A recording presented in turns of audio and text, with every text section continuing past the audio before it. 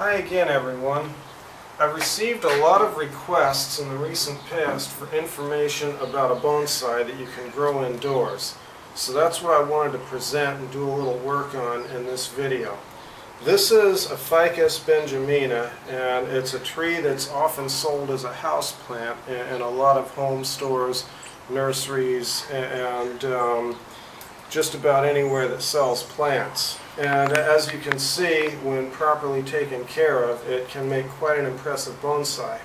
This particular Ficus benjamina was grown as a houseplant on someone's patio for about 30 years and was confined to roughly an 8-inch diameter pot. And then I acquired it, and I took off 2 upper trunks. You can see the large pruning scar on the back of the tree right here, and then just pruned back the undesirable branches and encouraged new branch growth. And all of these branches that you see here were grown in a single growing season.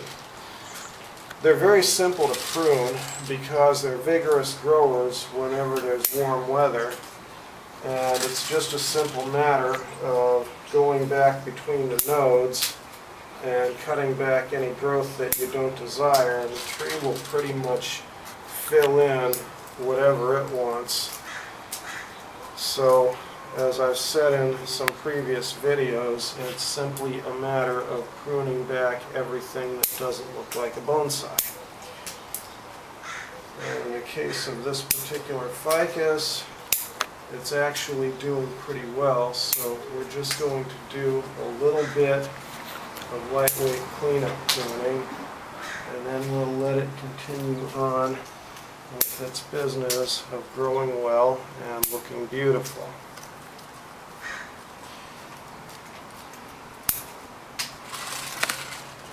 As you can see, it tends to grow long horizontal shoots, not so much vertical growth. The Ficus benjamina is known as the weeping fig because it tends to grow a little bit upward, and then the branches tend to arc over a little bit. Okay, we've got the silhouette back to where we want it, and now we're just going to clean up a little bit of the between the branches growth so that we can see the trunk a little bit better, and so that viewers who look at it can see all the hard work that we've done achieving the present trunk shape. Now, it's okay to prune individual leaves off one of these, and if you prune all of the leaves off but leave the leaf stems, you can actually get the tree to produce much smaller leaves when it refoliates.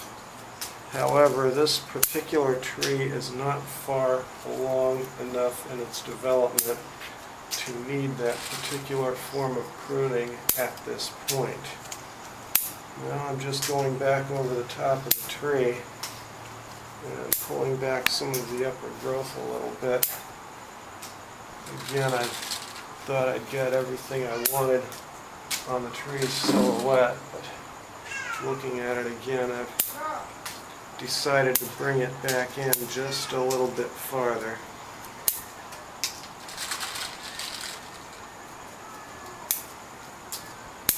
And if you'll take a look right here, you can see these trees bleed white milky sap when they're pruned.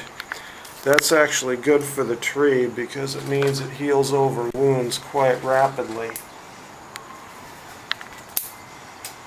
I'm just going to do a little bit more work on the front of the tree now. And again, take out a little bit of between the branches growth just to try to restore the layered bonsai look.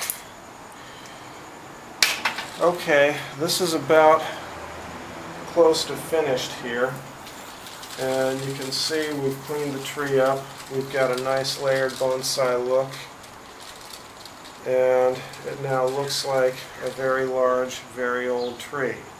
Thank you for watching.